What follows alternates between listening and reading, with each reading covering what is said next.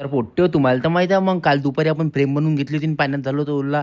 आता इथं आलो बस स्टँडवर फ्रेम पार्सल लावासाठी. इथं झाला ना आपल्यासोबत लय मोठा स्कॅम. थांबा, थांबा असं नाही सगळं दाखवतो तुम्हाला पहिलेपासून कसं काय. तर बघा तुम्ही काय म्हणता पोट्टे कसं काय फ्रेम घेऊन आलो डायरेक्ट आपण घराच्या बाहेर आलो डायरेक्ट. मिनिटला एक काम करतो म्हटलं, हे फ्रेम आज पार्सल लावून टाकतो म्हटलं, पुलगाच्या गाडीमध्ये लावून देतो म्हटलं पार्सल. पाहतो म्हटलं नंतर काय करायचं तर मग. बस न करता काढली डायरेक्ट गाडी. मिनिटला एक काम करतो म्हटलं, बा हर्षल भाऊला घेतो म्हटलं सोबत आणि त्याला घेऊन जातो म्हटलं बस स्टँडवर. त्याला भल्ले समजते म्हटलं गाड्यातलं. मिनिटला त्यालाच घेऊन जातो म्हटलं बाई सोबत. येऊन पोहोचलो डायरेक्ट राम मंदिरावर. इथं पाहिलं तर सगळे पोट्टे आपले उभेच होते. आपली सगळी भाऊ बंदगी तिकडे हर्षल भाऊला पाहिलं तर हर्षल भाऊ निरा गेमच खेळते बा. काय तर त्याचं काय तर सोबत घेतलं ना हर्षल भाऊला डायरेक्ट फ्रेम घेऊन आलो बा इकडे. तरी बी हर्षल भाऊ इकडे गेमच खेळणं चालू. मी म्हटलं एक काम कर म्हटलं हर्षल भाऊ, तू इथं गेम खेळून घे म्हटलं, फ्रेमचं नंतर पाहू म्हटलं, आज नुद्या लावता येते म्हटलं फ्रेम पार्सल. काम करतो म्हटलं बा टाइमपास न करता डायरेक्ट फ्रेम लावून टाकतो म्हटलं पार्सल. इथं जाऊन विचारलं डायरेक्ट म्हणे हे तर म्हणे पुलगावची डायरेक्ट बसच नाही म्हणे. एवढा मोठा स्कॅम झाला. मिनिटले काम करतो म्हटलं बा उद्या परवा अमरावती चाललो, तिथून लावता येते म्हटलं डायरेक्ट पार्सल. त्यानंतर डायरेक्ट आलो मी एटीएम मध्ये आपल्याला थोडेफार पैसे बी काढायचे आणि काही आपल्या अकाउंट बी टाकायचे होते. मिनिटला ब्लॉग बी कंप्लीट करून टाकतो म्हटलं. ठीक आहे पोट्टे आजच्या ब्लॉग मध्ये कंप्लीट करतो. त्याला भेटू उद्या ब्लॉग मध्ये. सध्यासाठी बाय बाय. शेवटी आपल्याला फॉलो करा.